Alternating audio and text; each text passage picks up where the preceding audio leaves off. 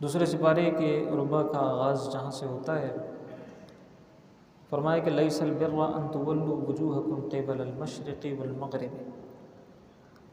ولکن البر من آمن باللہ والیوم الآخر والملائکۃ والکتاب والنبیین۔ کہا کہ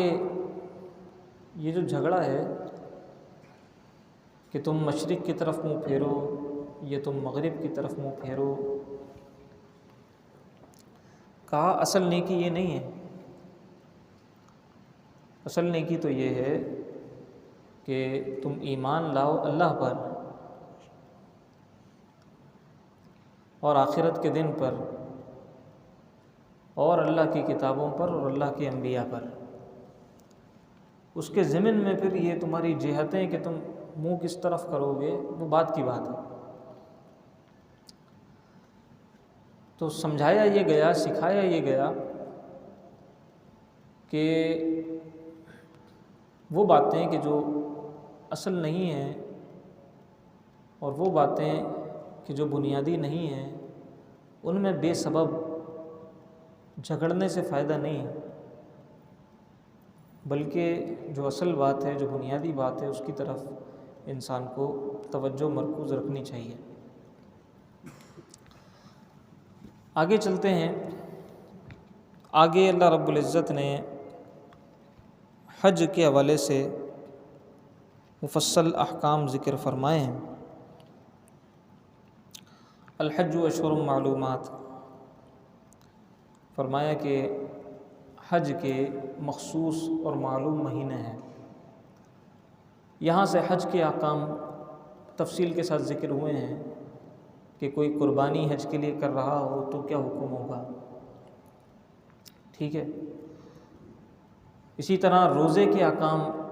تفصیل کے ساتھ ذکر ہوئے ہیں۔ یا ایھا الذین آمنوا کتب علیکم الصیام کما کتب علی الذین من قبلکم لعلکم تتقون ایاما معدودات،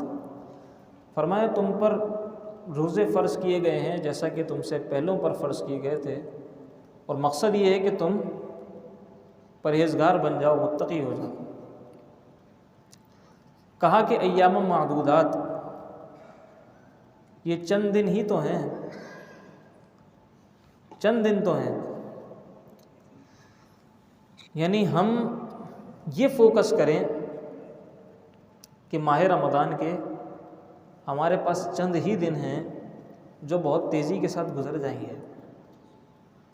ہم دیکھیں نا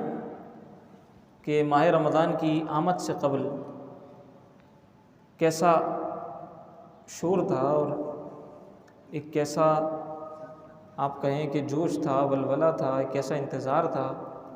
کہ ماہ رمضان کی آمد ہے، اور زور و شور پہ تیاریاں تھیں۔ آج ہم دوسری تراویح ادا کر کے بھی فارغ ہو گئے، کتنی تیزی کے ساتھ یہ دن گزر گئے، اور بھی دن مزید تیزی کے ساتھ گزر جائیں گے۔ ہم یہی دیکھ لیں کہ یہ رمضان کتنی تیزی کے ساتھ آ گیا۔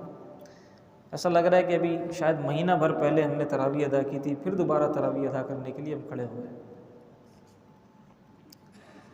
تو چند دن ہیں، ایام معدودات، چند دن ہیں۔ پھر فرمایا کہ فمن کان منکم مریضا، جو تم میں سے بیمار ہو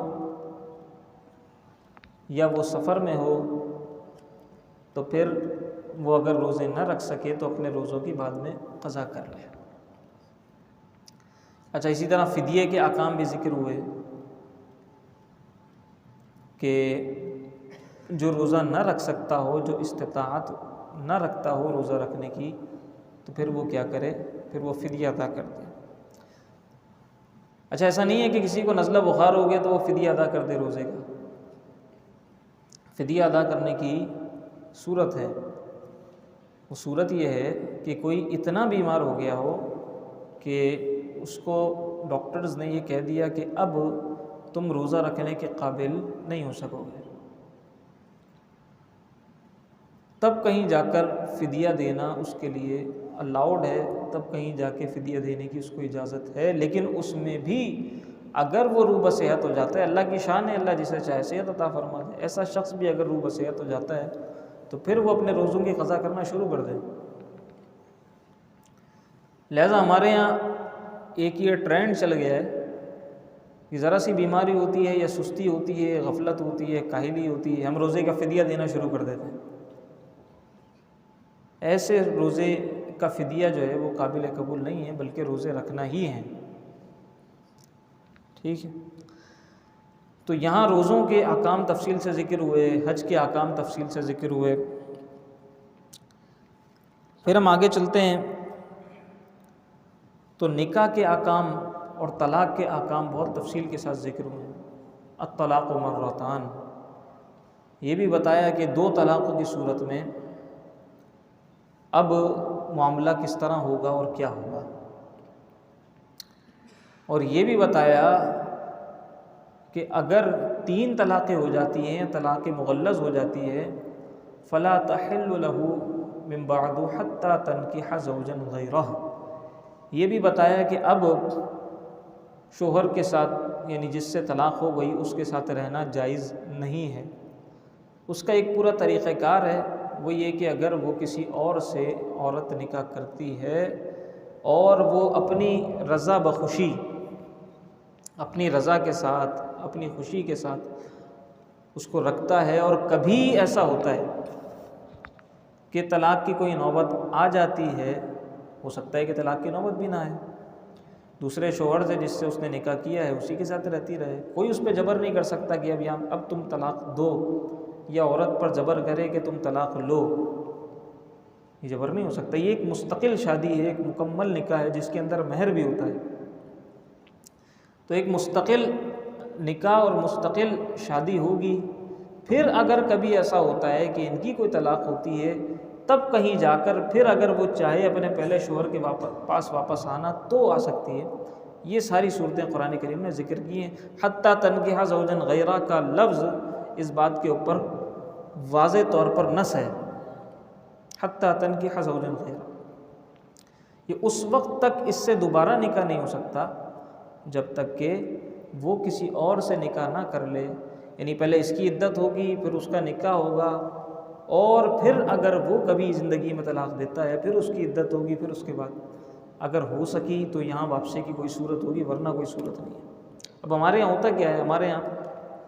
ہم یہ سمجھتے ہیں کہ جب تک 3 مرتبہ طلاق ہم نے نہیں دی تو طلاق ہوتی ہی نہیں ہے۔ پہلی بات تو یہ سمجھ لیں کہ طلاق حلال چیزیں جو اللہ نے حلال کی ہیں ان میں سب سے زیادہ اللہ کے نزدیک ناپسندیدہ ہے، مبغوض ہے، اللہ کو ناراض کر دینے والی چیز ہے۔ لہٰذا جب نکاح کریں تو اس وقت یہ طے کر لیں کہ طلاق کا لفظ زبان پہ آنا ہی نہیں ہے، طلاق کا لفظ زبان پہ لانا ہی نہیں ہے، کچھ بھی ہو جائے، دنیا ادھر سے ادھر ہو جائے، طلاق کا لفظ زبان پر نہیں لانا۔ ہم نے جب کسی کو اختیار کیا ہے اور کسی نے ہمیں اختیار کیا ہے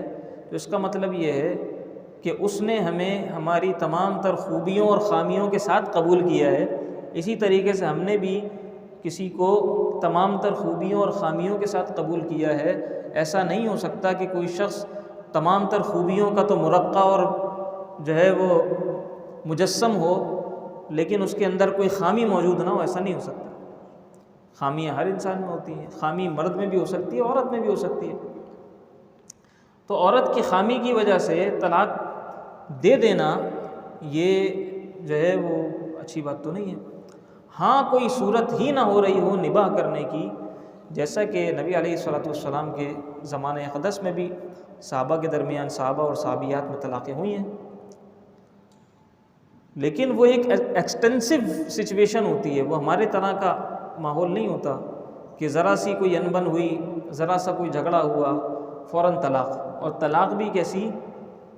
جب تک 3 مرتبہ بولا نہیں تب تک سکون نہیں ملا۔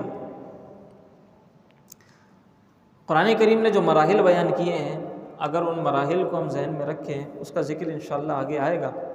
کہ وہ کیا مراحل ہیں، کہ پہلے علیحدگی اختیار کرو، دوری اختیار کرو، پھر اس کے بعد بڑوں کو بٹھاؤ، سمجھاؤ، افہام و تفہیم کرو، یہ سارے مراحل ہیں۔ اس کے بعد بھی اگر لگتا ہو کہ نہیں نبھ سکے گی، نہیں نبھا سکو گے، اچھا بعض اوقات جب بیٹھتے ہیں نا تو چھوٹی چھوٹی سی باتیں ہوتی ہیں جو بڑی بن گئی ہوتی ہیں، جب بیٹھتے ہیں غور کرتے ہیں دیکھتے ہیں تو یہ تو کوئی بات ہی نہیں ہے۔ جب بڑے بیٹھتے ہیں، جب دونوں طرف سے لوگ آ کر بیٹھتے ہیں اور سنتے ہیں باتوں کو، تو ایسا لگتا ہے کہ شاید جذباتی باتیں اور یہ آسانی سے حل ہو سکتی ہیں اور حل ہو جاتی ہیں۔ پھر بھی اگر نہ ہو سکیں تو پھر ایک طلاق دو اور ایک طلاق دے کر چھوڑ دو، طہر کے اندر طلاق دو اور طلاق دے کر چھوڑ دو۔ وہ کیا چیزیں ہیں وہ انشاءاللہ 5ویں سپارے کے اندر اس کا ذکر آئے گا، تو وہاں انشاءاللہ پھر ہم آپ کے سامنے وہ مراحل تفصیل کے ساتھ بیان کریں گے۔ آگے چل کے اولاد کی رضاعت کا ذکر آیا ہے کہ 2 سال تک بچے کو عورت دودھ پلائے۔ اچھا، ہمارے یہاں بعض غلط فہمیاں بھی رائج ہیں کہ لڑکی کو اتنا پلانا ہے، لڑکے کو اتنا پلانا ہے، یہ سب غلط فہمیاں ہیں، ٹھیک ہے، کہ کسی کو 2 سال پلانا ہے، کسی کو 2.5 سال پلانا ہے، ایسا کچھ نہیں ہے۔ 2 سال کی مدت قرآن کریم نے بھی ذکر کی ہے کہ 2 سال جو ہے وہ بچے کو دودھ پلانا ہے، ٹھیک ہے، اور نان نفقے کی ذمہ داری مرد کی ہے، شوہر کی ہے، والد کی ہے۔ یہ بھی قرآن کریم نے واضح طور پر ذکر کیا ہے، والوالدات یرضعن اولادہن حولین کاملین، مکمل 2 سال دودھ پلائیں گی۔ اور اسی طرح وعلی المولود لہ رزقہن وکسوتہن بالمعروف، جو مولود لہو ہے یعنی باپ کے اوپر عورتوں کا کھلانا پلانا، ان کا پہننا اوڑھنا، یہ سب اس کی ذمہ داری ہے۔ ایسا نہیں ہو سکتا کہ جو ہے وہ شادی کر لی اور عورت بچوں کو بھی پال رہی ہے اور مرد یہ بولے کہ خود ہی کماؤ خود ہی کھاؤ، ٹھیک ہے، تو یہ تو کوئی انصاف نہیں ہے، یہ تو کوئی طریقہ نہیں ہے۔ اس کو کھلانا پلانا یہ مرد کی ذمہ داری ہے، لہٰذا مرد محنت کرے اور اپنا گھر چلائے۔ ہاں، اگر کوئی ایسی صورت ہوتی ہے کہ وہ ہاتھ بٹاتی ہے تو وہ اس کی رضا ہے، وہ اس کی خوشی ہے اور وہ اس کی مہربانی ہے، لیکن گھر چلانا، خرچہ اٹھانا یہ عورت کی ذمہ داری نہیں ہے۔ آگے آیت الکرسی شروع ہوتی ہے حضرت ابراہیم علیہ السلام کا جو نمرود کے ساتھ مناظرہ ہوا تھا، اس کا ذکر ہے کہ نمرود نے حضرت ابراہیم علیہ السلام کو کہا کہ میں تو مردوں کو جلا سکتا ہوں۔ حضرت ابراہیم علیہ السلام نے جب کہا کہ میرا رب وہ ہے کہ جو مردوں کو جلا سکتا ہے، تو اس نے کہا کہ یہ کون سی بڑی بات ہے، میں بھی یہ کر سکتا ہوں۔ اس نے کیا کیا کہ ایک شخص جس کے آپ کہیں کہ ڈیتھ وارنٹ جس کے جاری ہو چکے تھے، جس کو سزائے موت ہو چکی تھی، اس کو اس نے رہا کر دیا، اور جو ایک آزاد شخص تھا اس کو پکڑ کے سزائے موت سنا دی۔ تو کہا یہ تو میں نے بھی کر دیا، یہ تو میں نے بھی کر دیا، زندہ کو میں نے مار دیا اور مردہ کو میں نے بچا لیا، یہ تو میں بھی کر سکتا ہوں۔ تو پھر حضرت ابراہیم علیہ السلام نے فرمایا اچھا، تو کہا کہ میرا رب وہ ہے